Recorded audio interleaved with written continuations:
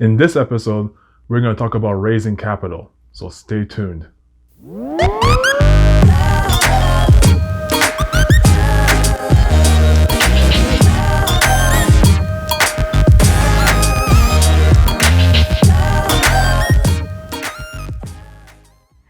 Welcome to another episode of Same Page. We're your hosts, Sarah Semajust. And I'm Lenard Semajust. Today, we're talking about raising capital. And more specifically, we're really going to dive into the fact that raising capital can actually be a lot more simple than we think. And the whole theme is really the fact that raising the amount of money that you raise is in direct proportion with the number of conversations that you have. Absolutely. So the more conversations you have, the more potential leads that you will get of people that are literally sitting on money, whether it be from their equity, from their registered funds, or from the cash that they have from their savings.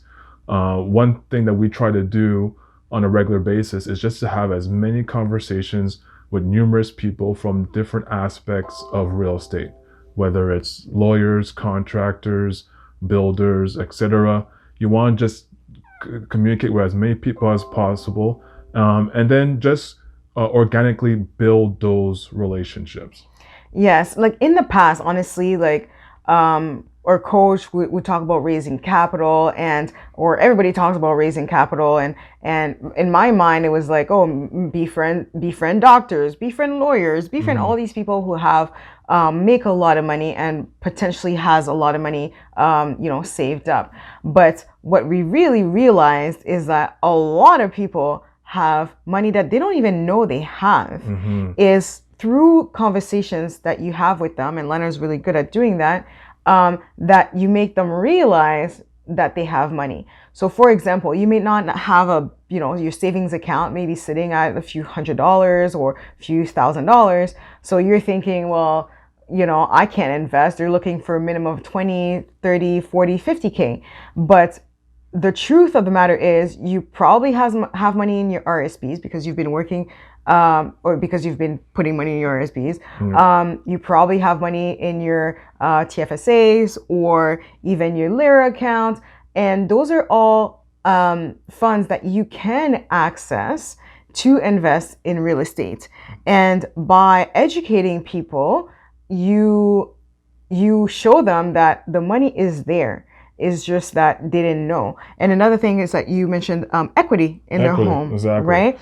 Some people, do you want to take this on? Sure. Yeah, a lot of people, they bought a house years ago, and especially with the appreciation that we've seen in this city in the past couple of years, now a lot of people are aware that they could be sitting on either $100,000 or $200,000 of equity within their property.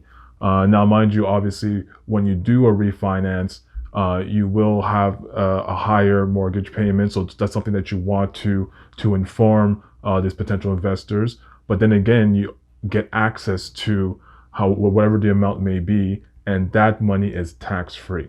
Yeah, absolutely. So when you, so what's tax free is that actually when, let's say you buy a property for 300,000, now it's worth 600,000, and you refinance, the bank gives you 80% of loan to value.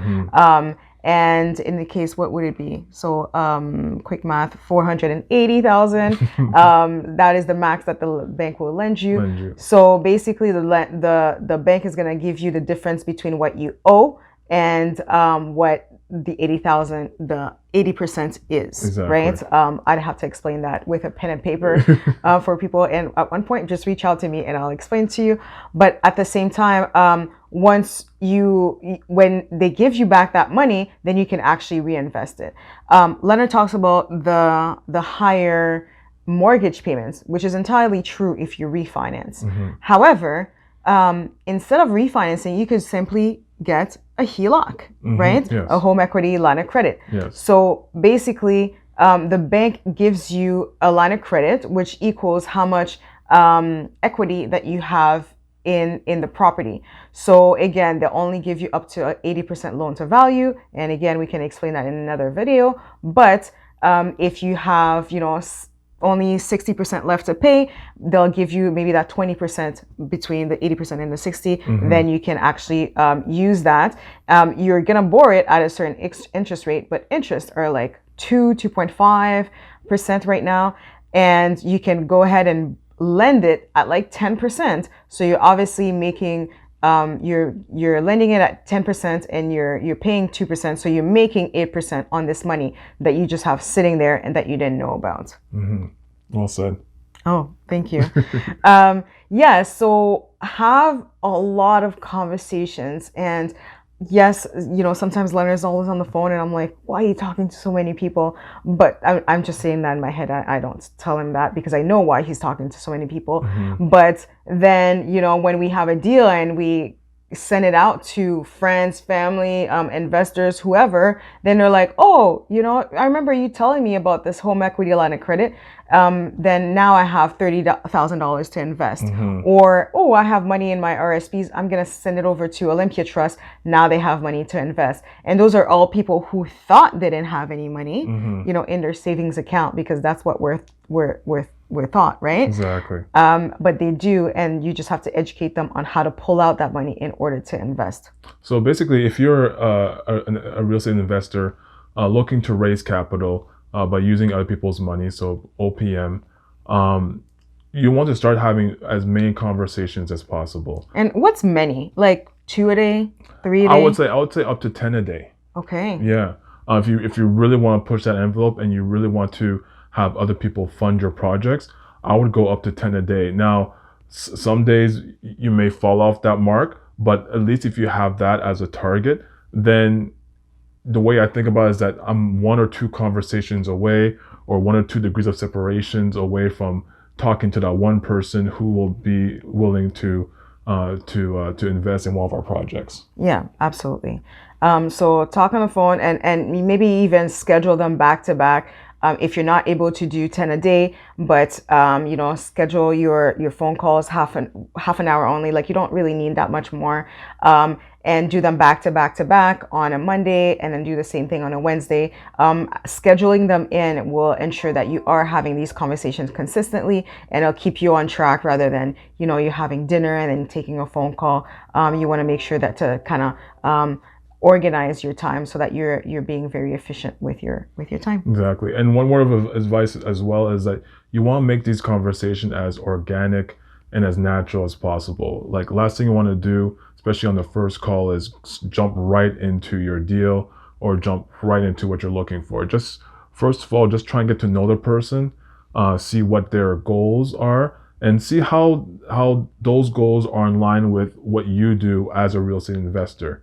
Because sometimes, as much as someone may be in a position to lend for one of your projects, but if your goals are not aligned, then you're just inheriting more headaches than an actual solution to funding your project. So just try to create some nice, genuine, and organic relationships, and over time develop those relationships. And then when you see fit, that's when you start talking about their financial situation and how much they can actually contribute, if they're willing to contribute, and also if they may also know other people that may be in a position to contribute as well. Yeah, well said. All right. Well, let us know if you're having conversations on a daily basis, which eventually may lead into raising capital when you have that deal ready to go. If you're not, then do so and schedule them in if you're finding it overwhelming to actually have these conversations all day. Just make sure you make a schedule and schedule your conversations, your phone calls back to back. Exactly. So don't forget to follow us, like, and subscribe. And until next time, don't forget to live your truth.